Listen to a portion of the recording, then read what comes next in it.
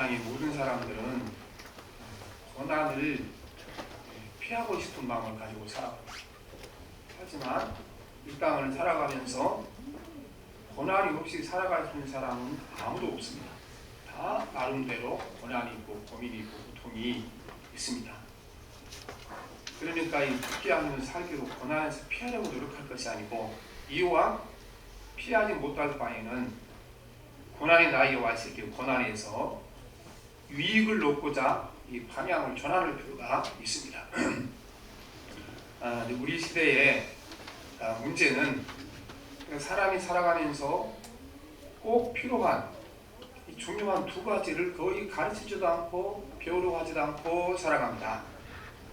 첫째는 우리가 이 실패를 감당하는 방법을 가르치지도 않고 배우려고 하지 않습니다. 모든 사람은 다 뭘 가르치랍니까? 우리 어린 자녀들에게 성공하는 법만 가르칩니다. 성공하는 법만. 그러나 세상에 성공만 하고 사는 사람은 아무도 없습니다. 그 누구라도 실패는 다 경험하기 마련인 것입니다. 우리가 같은 그 제일 큰 전쟁에서 승리한 사람이 누구입니까? 2차 대전에서 승리한 영국의 총리 처칠 아니겠습니까? 근데 이분도요, 2차 대전 크게 승리해서 끝냈잖아요. 근데 다음번 선거 때 떨어져서 수상직 물러났어요. 좀 고약하잖아요, 영국 사람들. 큰 전쟁을 이기는데 그 사람을 선거에 떨어뜨려서. 그런데 그분이요, 그런 서운한 얘기 하지 않았어요. 쿨하게 떠났어요. 그냥 사람이 살아가다 보면 떨어질 수 있는 거지. 왜 그렇습니까? 그분은요, 그 남한테 이제 실패한 법을 자주 많이 겪은 거예요. 어려서부터. 그래서 이제 전쟁 중에서 그러다 보니까 어떻게 인간이 실패를 감당하고 이겨내는 이 방법을 잘 알고 있으니까 그 큰 전쟁이 이고도 수상직에 떨어져도 쿨하게 그냥 떠나서 살았으니까 지금까지 전 세계인들에게 존경받는 지도자가 된 것입니다. 우리는 그 좋은 환경을 만들어주면 경쟁에 이기는 데 유리합니다. 그러나 그렇다 그래서 이 경쟁에서 항상 이기는 것이 아니죠. 언젠가는 다 경쟁이 직결되는 것입니다. 함께 직장에 들어갔다가 그 동기들 가운데 앞장서서 간 사람이 있죠. 일찍이 사장도 되고. 그런데 그 절대로 이기지 못한 사람이 있습니다. 자기 동기들과 뭐 업비스한테 이겼어도 절대로 이 사람이 회사에서 이기지 못한 사람이 있어요. 누구냐 그러면 여러분, 후배는 못 이깁니다. 후배. 그렇죠? 때가 되면 후배한테 물러주고 자리 나가야지. 후배 이기고 네가 감히 내 자리에 올라와 끝까지 붙어있을 사람 어디 있어요? 인간은 다 자연히 실패할 수밖에 없고 실패로 경험할 수밖에 없는 세상에 살아가는 것입니다. 제가 그 김포가 고향인 그 목사님을 알고 계십니다. 근데 그분이 이제 거의 뭐 70세가 넘어가니까 오늘 하는 얘기가 김포에 굉장히 땅이 넓었잖아요. 땅 부자가 많았대요. 그래서 이제 그런데 그 집안에 공부 좀 잘하는 사람들은요, 아이들 교육부 쓰느라고 김포 땅을 다 팔아서 교육부를 썼다는 겁니다. 우리가 알다시피 농사지 갖고 뭐 대학 등록금 못 되잖아요. 농사지가 하다가 안 되니까 땅을 팔아서 이제 등록금을 대주는 거예요. 공부 잘했으니까 그 아들들이 다 성공했다는 겁니다. 변호사, 의사, 그 밖에 다른 그 전문직 가진 사람들 많았다는 겁니다. 그런데 이분들이 이제 60이 넘으니까 차근차근 한 사람씩 은퇴하기 시작하잖아요. 은퇴하고 나서 그 자녀들 결혼할 때 뭐 퇴직금 좀 주고 나니까 그 사람들의 살림이 쪼달린 거예요. 그런데 공부를 못해서 그 이제 아버지 땅을 그대로 물려받아서 농사받았던 사람, 농사지었던 사람들. 이 사람들이 김포가 개발되면서 땅값이 막 100배 이렇게 뛰어버리니까 그 넓은 농토를 팔아서 지금은요, 그분들이 다 수십억 재산가, 수백억 재산 그렇게 사는 겁니다. 자기 친구들 중에. 그래서 요새 이제 이제 자기 친구들끼리 모이잖아요. 그럼 아무리 잘 나간 사람이라도 지금 뭐 이렇게 호주머니가 좀 그렇잖아요. 은퇴한 다음에 오면은 이분이 뭐냐, 빌딩 가지고 있는 그 자기 동창이 뭐라 그러냐, 아니 너희들 돈 없지? 오늘 내가 밥 먹는데 내가 쏜다. 다 그렇게 한다는 겁니다. 그래서 가만히 보니까 그렇게 공부 잘하고 잘 나가고 그렇게 하는데 지금 보니까 그 못나고 농사 짓던 사람들이 훨씬 더 잘 나간다는 거예요. 빌딩도 가지고 밥도 만들어 사주고 이제 그 입고 다니는 것도 훨씬 멋지고 입고 다니고. 여러분 그래서 여러분 우리가 이 세상에 성공이라는 거 그거만 그렇게 못했다 그래서 손해할 필요도 없고 이 세상 살이라는 것이 성공이 있으면 반드시 뭐가 있습니까? 실패가 반드시 찾아오는 겁니다. 그래서 우리가 실패를 어떻게 견디는가 이거를 배우는 것이 중요하다고 말씀입니다. 성공하는 것만 배워갖고는 인간이 행복하게 살아가지 못합니다. 이제 좀 학교에서 그 학부형들이 막 송화를 부려서 학교 교과목 중에 점점 체육, 음악, 미술 점점 줄이고 어떤 학교는 없앤다는 겁니다. 바보 같은 짓이에요. 왜냐하면 이게 우리가 영어 수학 잘할 수 있는 것이 좋은 대학 가는데 좋은 데 취직하는데 필요하죠. 그런데 그 다음에 남은 인생을 살아가는데 평생 자기를 행복하게 살아갈 수 있는 것은 여러분 체육이에요. 건강이 될 것도 아니에요. 그렇죠? 그 다음에 여러분 우리가 이 음악이 남은 삶을 풍요롭게 만들어줘요. 음악이 살아갈 때 그 많은 시간들이 이제 취직한 다음에 이제 다닐 때 퇴근하고 그 많은 시간을 어디다 쏟고 있습니까? 근데 음악 공부 안 해놓으니까 그 남은 시간에는 술집으로 쫓아다니고 그러다가 인생 망치는 거예요. 미술도 마찬가지죠. 미술도 우리가 가치 없는 것 같지만요. 남은 삶을 살아간대. 60살 은퇴해갖고 90살까지 살 때요. 그림을 잘 그리는 취미를 가진 사람들은 굉장히 행복한 겁니다. 삶을 풍성하게 만들어줍니다. 그래서 이 시대가 이렇게 이제 우리가 보면 이렇게 성공할 줄만 알지 내가 실패할 때, 길을 물러설 때 어떻게 살아야 할지는 모르는 건데 우리는 하나님 앞에 나와서 우리가 실패한 다음에 실패를 어떻게 견딜 것인가 그걸 우리가 배워야 돼요. 가르쳐야 될 점이 있습니다. 그런데 가만히 생각해 보세요. 저나 여러분 애들이 자랄 때 내가 열심히 살아도 인생이란 실패가 오는 거니 그때 이렇게 잘 이겨내라. 그 말 해준 적 있어요? 우리 장모님 권사님 해준 적 있어요? 자녀들한테? 응? 해준 적 있으시냐고요? 안 해줬잖아요. 어찌됐든지 하여튼 밤잠을 설치라고 해서 성공이라고 가르쳤지. 배운 적이 없으니까 요즘 아이들이 실패하면 못 견디는 거예요. 그리고 금방 자기 목숨을 버리고 이렇게 되는 것입니다. 둘째는 뭘 가르치냐 그러면요. 고난을 견디는 방법을 가르치지 않습니다. 우리는 부모들이나 학교에서나 가르치는 모든 교육이 뭘 가르칩니까? 결국은요. 내가 앞으로 이 공부를 잘해서 성공해서 고난 당하지 말고 어려움 없이 인생을 편안하게 살아가라. 우리가 그 소원이 다 들어있는 거잖아요. 열심히 아이들 공부시키는 것은 그렇게 하는 거죠. 그러나 여러분 어떤 노력을 해도 인간은 고난을 피하지 못합니다. 고난을 피할 수 있는 인간이 어디가 있어요? 그래서 뭘 배워야 됩니까? 고난이 왔을 때 이 고난을 잘 감당해내는 방법을 배우지 못하면 인간이 성공하는 방법을 배워갖고 인간이 행복하지 못하는 것입니다. 그래서 우리는 그래서 편안하다 그러면 이제 뭘 말하냐 그러면은 그 육체가 편안한 걸 편안하다 이렇게 말하죠. 되게 육체의 고통이라고 말씀을 하고 있는 것입니다. 그래서 우리 자녀들이나 이렇게 막 교육 많이 시킨 것은 힘들지 말고 좀 편하게 살아라. 그쵸? 다 인정하시죠? 그렇죠? 우리 변사님들이나 우리 성도들 인정하죠? 내가 교육을 시킬 때 왜 시키냐 그러면 내가 공부 잘해서 앞으로 좀 육체적으로 고생하지 않고 살아가라. 그 말은 안 하지만 깊은 속에다 그걸 들어있는 거잖아요. 그래서 어느 엄마가 초등학생 아이를 데려가다가 추운 겨울날 거기 청소부 아저씨 옛날에 미역국 끓고 다녔잖아요. 끓고 땅을 삐치고 올라가는 게 애한테 하는 소리가 애야 너 공부 열심히 안 하면은 너도 저렇게 된다. 그렇게 해서 이제 한번 그분이 욕을 많이 먹었죠. 그런데요 모르는 소리예요. 사람들이 이제 특별히 유교 교육 오래 받아서 육체가 편안하고 육체 노동을 안 하면 그게 이제 복이 있다고 생각하는데요.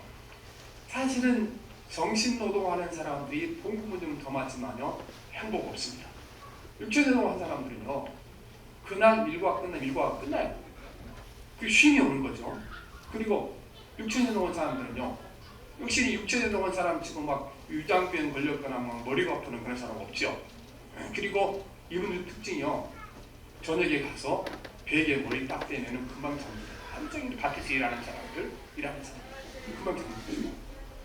그런데 정신노동한 사람들은요, 퇴근해도 퇴근이 아니에요. 그게 계속 머리에 남아있죠. 내가 만들어야 할 프로젝트, 앞으로 진행해야 할 것들 남아있으니까 퇴근하고 쉼이 있어요? 없어요? 퇴근해도 쉬지 못하는 거 사실 정신노동한 사람들이에요. 그 다음에 더 문제는 정신노동한 사람들 잠 제대로 잘까요? 정신노동한 사람 치고 와서 베개에 딱 대면 툭 잠드는 사람들을 거의 찾아가지 못하죠. 그러니까 우리가 모두가 다 이렇게 이제 그 소망하고 갈망 그렇게 되고 싶은 사람들, 강남에 사는 사람들, 좋은 집에 살지만 단잠은 못 잡니다. 그게 통계적으로 나와 있어요. 가장 많이 정신과 병원 있는 곳이 강남이고, 가장 많이 이렇게 수면제 먹은 사람들 강남 사람들이에요. 그러니까 우리가 이렇게 살아가면서 이제 고난이 없는 삶을 이렇게 추구한다는 것처럼 바보 쓰는 사람이 없는 것입니다. 우리 교회 칼렌더에 나와 있는 말씀이죠. 아침이 되는 것과 저녁이 되는 것을 기뻐하게 하시죠. 하여튼 저는 이 말씀이 제일 좋아요. 제가 성도들이 기도할 때도 항상 이렇게 기도하고, 이보다 더 행복한 거 있으세요? 아침 저녁에 잠들 때 참 기쁘게 감사하다 하고, 아침에 일어날 때 기쁨과 즐거움이 있고, 이러면 끝나는 거지 뭐 다른 게 더 구할 것은 뭐가 있겠어요?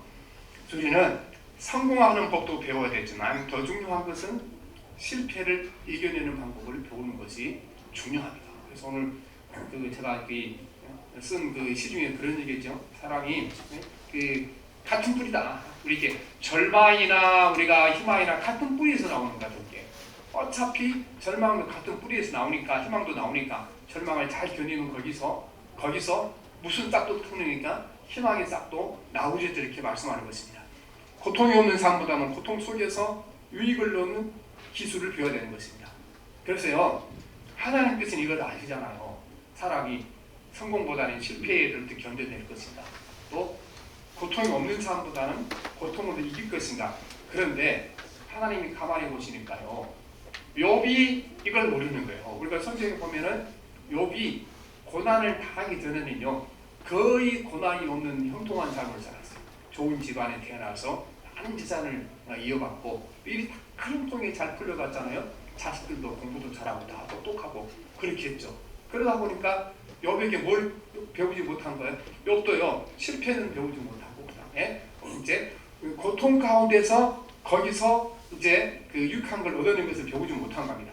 그래서 우리가 이제 욥을 연구하는 많은 신학자들이 도대체 하나님께서 욥에게 고난을 주신 목적이 뭐냐, 여러 가지로 말씀하지만 가장 중요한 목적은 욥도 이제 우리는 이 실패를 견뎌내고 고난 속에 유익을 찾아내는 방법을 가르치기 위해서 하나님께서 욥에게 고난을 주신 것입니다. 그래서 우리가 고난은 싫은 것이지만 그 고난 안에는 많은 유익한 것들이 들어있습니다. 많은 유익한 것들이. 시편 119편 71절을 보면 이렇게 있습니다. 고난당한 것이 내게 유익이라, 이로 말미암아 내가 주의 율례들을 배우게 되었나이다. 그랬죠. 이분은 정확히 아는 거죠. 고난의 의미를. 고난당한 것이 손해라 그랬습니까? 유익이라 그랬습니까? 내게 유익이라 말씀하십니다. 유익이라. 그래서 제가 요즘 그 소설을 하나 읽고 있는데, 아주 오래전 소설이죠. 1950년대, 40년대. 그 베르나 노서라는 사람인데, 우리는 나름대로 유명한 사람이 사람, 까미 같은 시대인데, 어느 시골 신부 일기. 근데 이제 이분이 요즘 우리로 말하면 이제 시골 교회 목사님 같은 분이죠. 이분이 기억을 하면 이런 기억을 해요. 내가 이렇게 항상 이렇게 성당에서 교인들에게 설교를 하고 말씀을 전했는데, 사실은 내가 해놓고 보면 별 의미가 없는 것 같더라. 그런데 어떤 말씀 의미가 있었는가? 내가 고통을 당하고 고통 가운데 얻은 진리를 전할 때, 그것이야말로 정말 교인들에게 도움이 되고 은혜를 끼침을 보았다. 그렇게 말합니다. 그래, 그 소설에 나온 문장 그대로 옮기면 이렇습니다. 내가 감히 주장하자면 주님께서 사람들에게 유익한 어떤 한마디라도 우연히 내 입을 통해 나오게 해주신다면, 나는 그 말이 내게 주는 고통을 통해 깨닫게 됐다 말씀하죠. 우연히 내가 한마디라도 유익한 말을 주셨다면 그거는 내가 고통을 통해 깨닫게 된 말씀이다. 이렇게 전하는 것입니다. 그래서 욥은요 처음에 막 고난을 당했을 때는 좀 쉽게 고난을 이겨냈을 것처럼 얘기하죠. 그래서 1장 21절에 보면 이렇습니다. 이르되 내가 모태에서 알몸으로 나와 싸운즉 또한 알몸으로 그리로 돌아가올지라 주신 이도 여호와시요 거두인 시도 여호와시오니 여호와 이름이 찬송을 받으시지니라 말씀합니다. 여기는 쿨하게 받아들이는 거죠, 고통을. 그런데요 3장에 넘어가면 이 고백은 달아날 거 없어요. 3장에 넘어가면 이 고백은 달아날 거 없고 계속해서 하나님을 이제 막 공격하는 거, 하나님 불평고 오망 쏟아놓고 하나님만 마음에 안 든다고 얘기하고, 그 얘기가 사실 이제 계속해서 욥의 얘기거든요. 고난이 길어지자 이 욥이 하나님 앞에 엄청난 원망과 또 불평을 쏟아놓고 있는 것입니다. 왜냐하면 욥은 아까 말씀드린 것처럼 그 성경을 살펴보게 되면 이분이 어려서부터라든가 뒤에 고난당한 적 없는 사람이 이전에는 너무나 형통한 길을 걸어왔는데 갑자기 이렇게 고난이 겹치니까 처음에는 이렇게 자기 이론을 알고 있습니다. 신학적으로 이론을 알고 있는 거죠. 내가 빈손 들고 왔으니까 뭐 빼앗아가는 주님이시니까 감사드려다 고백은 그렇게 해놨는데 실제 당하고 나니까 그렇게 쿨하게 이겨내지 못하는 것이죠. 그런데 욥이 이렇게 고난 당한 중에 우리는 이제 그 상처가 있으니까 그걸 뭐 이렇게 귀화장으로 막 긁어내고 그 다음에 재에 가서 몸을 눕히고 이게 가장 큰 고난이라고 생각하죠. 욥을 자세히 읽어보면요 욥이 이때 가장 큰 고난, 가장 큰 괴로운 것은 정신적인 괴로움이 있는데요. 어떤 것이 가장 큰 정신적인 괴로움이 있겠는가? 뭐 자녀를 잃은 괴로움도 있고 그러는데 그거는요 이제 전에 자기가 잘 나갈 때 아무것도 안 했던 사람들이, 이 사람들이 자기가 모든 걸 잃고 나니까 막 비난하고 조롱하고 그 다음에 놀리기도 하고, 욥이 사실 이게 가장 힘들었다는 거예요. 지금도 마찬가지거든요. 지금 우리가요 막 가다가 사업이 어려울지고 이런 건요 사실은 그 자체는 문제가 안 돼요. 뭐가 문제입니까? 사라지고 나면요 사람들 태도 돌변하게 돼 있어요. 돌변하게 전화해도 만나주고. 그래서 그 얘기를 욥기 30장 1절, 8절, 10절 보면 나와 있는데 이제는 나보다 젊은 자들이 나를 비웃는구나. 그들의 아비들은 내가 보기에 내 양떼를 지키는 개중에도 들지 말하지 못한 자들이니라. 그러니까 나를 지금 막 놀리는 사람이 어떤 사람이게, 옛날 내가 잘 나갈 때는 내 양떼를 지키는 겸만도 못했는데 내가 힘들어지니까 그 자식들이 나를 막 조롱하고 놀린다. 그들은 본래 미련한 자식이요 이름 없는 자들의 자식으로서 고토에서 쫓겨난 자들이니라. 이제는 그들이 나를 노래로 조롱하며 내가 그들의 놀림거리가 되었으며 그들이 나를 미워하여 멀리하고 서슴지 않고 내 얼굴에 침을 뱉는도다. 그렇게 말하죠. 욥이 가장 힘들어하는요 이 별 볼 일 없는 놈들이, 내가 옛날에 잘 나갔을 때는 내 양을 지키는 개 같은 놈들이 아니 이렇게 나를 조롱할 수 있냐? 이게 가장 힘들었죠 사실. 그런데 여러분 하나님께서 바로 이 욥의 이 교만을 꺾기 위해 고난을 주신 것입니다. 왜냐하면요 욥이 이제 나중에 고난을 다 겪고 나온 다음에 여기서 말씀하는 것과 이제 정반대의 얘기입니다. 우리 조금만 넘기면 되니까 이렇게 40장 우리 3절로 4절 한번 봅시다. 4절 같이 봅시다. 욥이 여호와께 대답하이르되 보소서 나는 귀천하오니 무엇이라 주께 대답하리이까? 손으로 내 입을 가리비로소이다. 전에 자기가 가장 힘든 것들은 뭐예요? 별 볼 일 없는 분들이 나를 조롱하다 그러는데 지금은 어떻게 고백하니까 고난이 끝난 다음에 하나님 내가 별 볼 일 없는 놈입니다. 그렇죠? 내가 별 볼 일 없는 놈입니다. 나는 귀천하오니 무엇이라 주께 대답하리이까? 이렇게 되는 것입니다. 결국 하나님께서 욥을 변화시키는 고난의 욥을 어떻게 만들었습니까?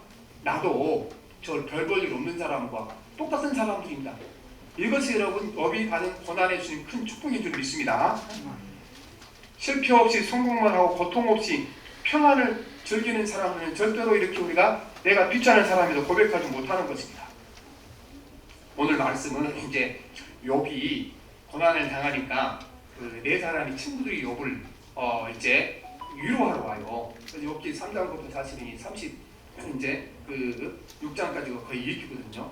그 친구들과 욥 사이에 천한 논쟁이에요. 그러니까 이제 1장 2장만 되게 설교를 드렸죠. 어떤 논쟁이라면은 친구들과 사는 얘기가 욥아 네가 이렇게 고난당하는 거는 네가 하나님께 죄를 지어서 그런다.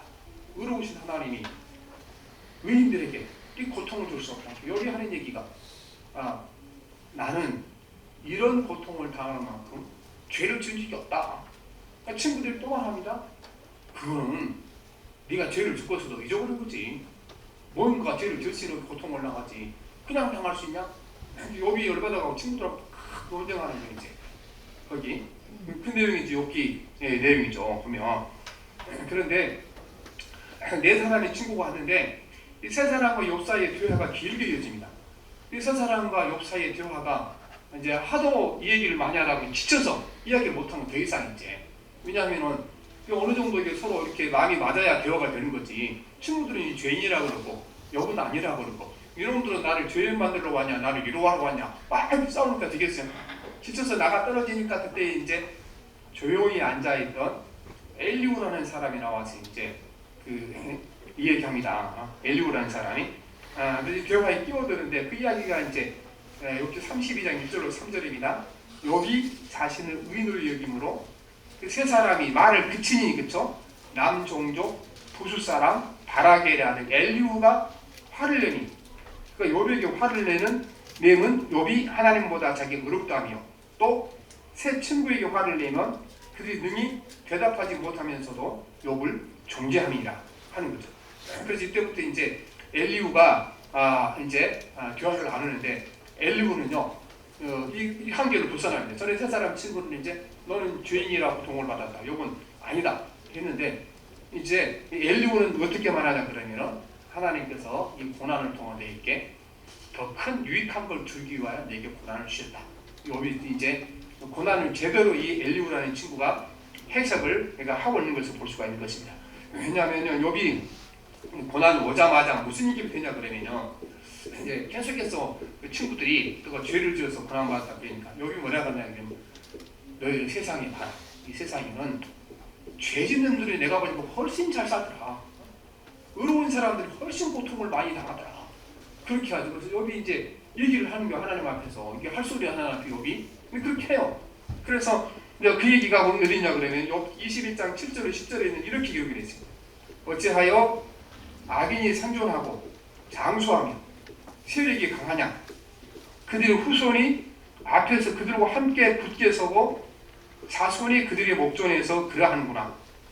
그들의 집이 평안하여 두려움이 없고 하나님의 매가 그들로 임하지 아니하며 그들의 수손은 새끼를 베고 그들의 암소는 낙태하는 일이 없이 새끼를 낳는구나 그랬죠. 친구들이 계속 공격하는 거죠. 그러니까 죄를 지었으니까 힘든 거다. 여기 하는 얘기가 진짜 악인들 아니야.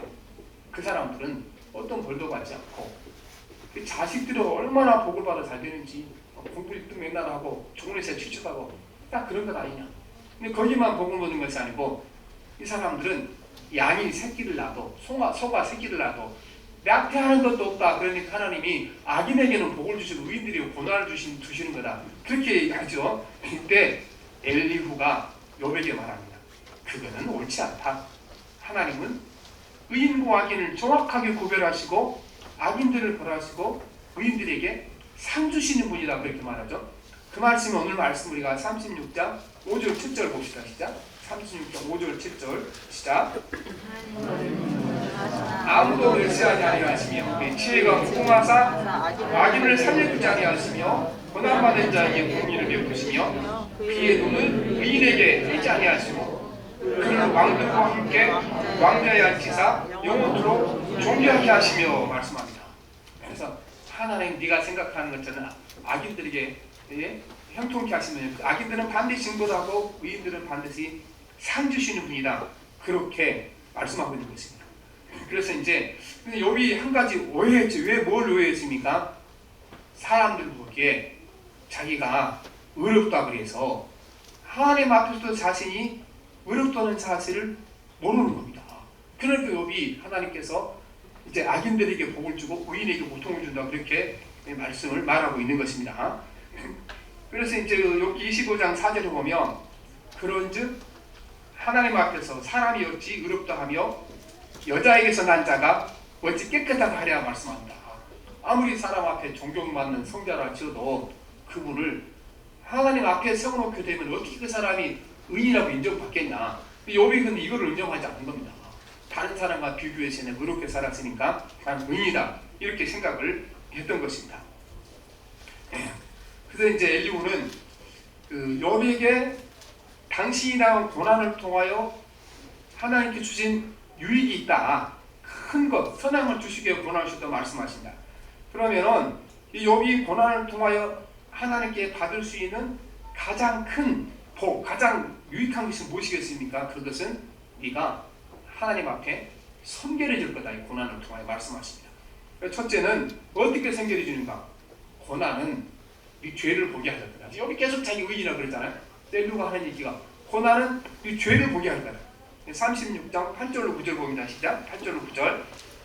혹시 그리 족쇄에 매이거나 환난의 죄를 얽혔으며 소행과 악행과 자신들의 교만한 행위를 알게 하시고, 그렇죠. 온 인생이 족쇄에 매인 것처럼 이렇게 하나도 인생이 풀리지 아니하고 그 다음에 환난이 막 줄줄이 다가오게 되고, 이렇게 되면 어떻게 됩니까? 이것이 네 소행과 악행과 네 교만이 무엇인가를 볼 수 있도록 네 눈을 열어줄 거다. 이렇게 말씀하시는 것입니다. 그래서 우리가 하나님 말씀해 주신 것 중에 고난이 준 가장 큰 복이 무엇입니까? 내 악행과 내가 얼마나 죄인된 사람, 죄 많은 사람인가 이거로 보여주는 역할을 하기 때문에 고난은 너를 손결해 갈 거다 말씀하십니다. 두 번째는 이 고난의 너로 하여금 죄에서 너로 하여금 떠나게 할 거다 말씀하죠. 10절을 같이 봅시다. 36장 10절 시작. 그들이 귀를 열어 교훈을 듣게 하시며 명하여 죄악에서 돌이키게 하시냐니, 그렇죠. 고난이 어떻게 해준다고 그랬습니까? 귀를 열어 뭘 듣게 해주세요? 교훈을 듣게 하시고, 그냥 어디서 돌이키게 합니까? 죄악에서 돌이키게 하십니다. 욥에게 주는 고난의 모든 일이 이제 유익인 여기 있는 것입니다. 선계를 하는데 어떻게 선계를 하니까? 고난은 죄를 보게 할 거다. 그리고 그 죄를 하나님께 가지고 나와서 구원받기는 역시 일어나는 말씀하고 있는 것입니다. 우리가 몸에 통증이 생기면 우리 몸을 자세히 살피게 되잖아요. 통증이 생겨. 암이 왜 오니까? 암은 완전히 이렇게 번지기 전까지는 고통이 없잖아요. 그렇게 평안하게 있다가 나중에 가서 큰 어려움을 당하는 건데, 그러나 그래서 하나님께서 우리가 몸이 아프면 다 뭐를 느끼게 만들어놨어요? 고통을 느끼게 만들어놨죠. 고통을 느끼니까 가서 다 살펴보고 칭찬도 해보고 MRI도 찍어보고 초음파도 보고 그런 거 아니겠습니까? 바로 고난이 인간의 영혼에 대해서 그 역할을 합니다. 영혼에 대해서. 우리가 그러므로 고난을 당하게 되면은 오늘 여기에 말씀하신 대로 우리는 내 자신을 가지를 살펴 내 영혼의 병든 것을 찾아내는 죄악을 찾아낼 수 있는 여러분 되셔야 될 줄 믿습니다. 그래서 우리는 그러므로 이 고난은요, 불완전한 이인을 온전한 의인으로 만들어 놓습니다. 예수님께서 하신 말씀 중에 너희 의가 바리새인들과 서기관보다 낫지 않은 아니다 그렇게 말씀하셨죠. 그 말씀이 마태복음 5장 20절인데 내가 너희에게 이르노니 너희 의가 서기관과 바리새인보다 더 낫지 못하면 결코 천국에 들어가지 못하리라 말씀하셨습니다. 이때 바리새인과 서기관들은요, 정말 보통 사람들이 따라갈 수 없을 만큼 도덕적으로 아주 훈련받은 사람들, 어리석고, 그리고 이렇게 거짓말하는 사기친 사람도 아니고, 그 다음에 우리가 종교적으로 엄청 경건한 사람들입니다. 그러면 예수님께서 바리새인보다 서기관보다 내 의가 더 나아야 한다. 그럼 우리도 바리새인과 서기관보다 더 도덕적으로, 바리새인과 서기관보다 더 이렇게 율법에 충실히 살아가라, 그런 뜻이겠습니까? 그 뜻은 아니죠. 왜냐하면 그렇게 살 수 없으니까. 그래서 무슨 뜻이겠습니까? 그것이 주께서 말씀하신 것은 진짜 네가 도덕적으로 도덕을 잘 지켜서 노력해서든 그 의보다 나은 은 이건 무엇인가? 예수님 십자가에 죽으셔서 우리에게 용서를 통하여 주신 의를 주님께서 말씀하시기를 그 의를 바리새인 누구보다 서기관보다 나은 의라, 그렇게 우리가 이제 예수님께서 우리에게 말씀을 하고 계시는 것입니다. 그런데 우리는요, 서기관과 바리새인은 똑같이 생각합니다. 의라 그러면 내가 남들보다 도덕적으로 선하게 종교적으로 철저하게 사는 의라고 생각하는데, 예수님께서 말씀하는 그게 아니고 예수님 십자가의 보혈을 통하여 이제 용서를 받는 것이 참된 의라, 이렇게 말씀하죠. 죄에서 인간에게 벗어날 수 없으니까. 그러니까 예수님께서 이 땅에 오셔서 그 귀한 일을 많이 하셨죠. 병든 자를 고쳐주시고 죽은 자를 살리셔 하셨죠. 그러나 가장 귀한 일은 무엇이 가장 귀한 일입니까? 그분이 우리 죄를 용서하시기 위하여 십자가에 죽으신 것이 가장 귀한 일인 줄 믿습니다.